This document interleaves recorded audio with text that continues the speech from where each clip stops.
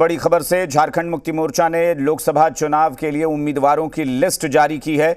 उम्मीदवारों की पहली लिस्ट जारी की गई है। दुमका से नलिन सोरेन को टिकट दिया गया है।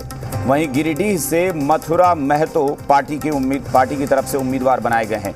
तो दो उम्मीदवारों की ये पहली लिस्ट जो है वो जारी की गई है, जिसमें दुमका और गिरिडीह से उम्मीदवार का ऐलान किया गया है।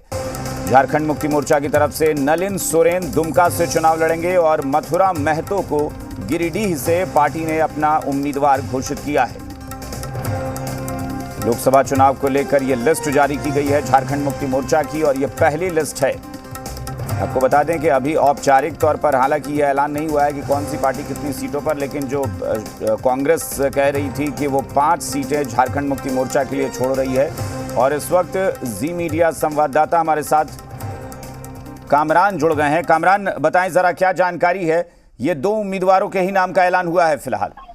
बिल्कुल अभिषेक, देखिए लगातार ये सवाल उठाए जा रहे थे कि आखिर महागठबंधन की तरफ से उम्मीदवारों की सूची जारी क्यों नहीं की जा रही है। हालांकि कांग्रेस ने अपने 2 उम्मीदवारों की सूची पहले ही जारी कर दी थी, लेकिन अब झारखंड मुक्ति मोर्चा पूरी तरीके से चुनावी मैदान में कूद चुका है और दुमका से और गिरिडीह से प्रत्याशियों की घोषणा कर दी गई है। नलिन सोरेन और मथुरा महतो को प्रत्याशी बनाया गया है महागठबंधन की तरफ से। अब सीधे तौर पर, क्योंकि पहले इस बात को लेकर काफी ज्यादा चर्चा हो रही थी कि दुमका से चुनाव कौन लड़ सकता है, पूर्व मुख्यमंत्री हेमंत सोरेन की बात सामने आ रही थी। ये भी कहा जा रहा था कि सोरेन परिवार से कोई दुमका से चुनाव लड़ सकता है, लेकिन तमाम प्रयासों पर अब विराम लग गया। सीधे तौर पर अब जिम्मेदारी मथुरा महतो को वहां से दी गई है। तो हम कह सकते हैं कि अब पूरी तरीके से चुनावी मैदान में दुमका से नलिन सोरेन को,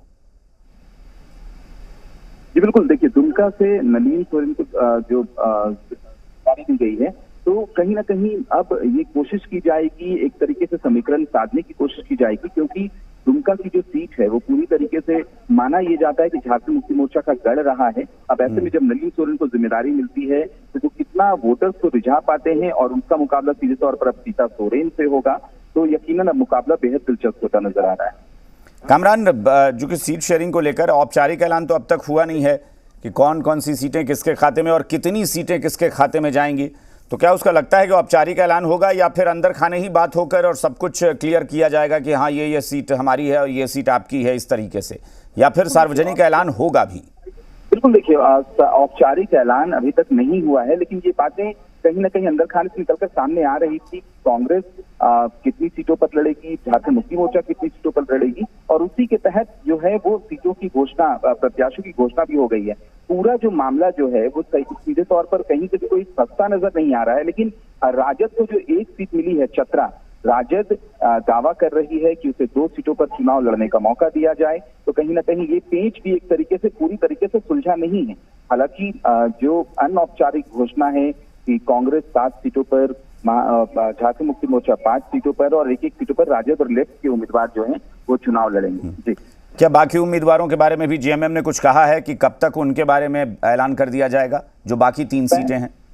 पहले ये बातें कही जा रही थी कि जब कांग्रेस पूरी तरीके से अपने उम्मीदवारों की घोषणा कर देगा उसके बाद झारखंड मुक्ति मोर्चा अपनी उम्मीदवार की घोषणा करेगा, लेकिन अचानक से आज एक प्रेस रिलीज जारी की जाती है महासचिव की तरफ से, और ये जानकारी दी जाती है कि 2 उम्मीदवारों की घोषणा कर दी गई है। तो ये थोड़ा अप्रत्याशित है, लेकिन साफ तौर पर रणनीति के तहत झारखंड मुक्ति मोर्चा भी काम कर रहा है। तो आने वाले दिनों में उम्मीद ये भी की जा रही है कि बाकी सीटों के प्रत्याशियों।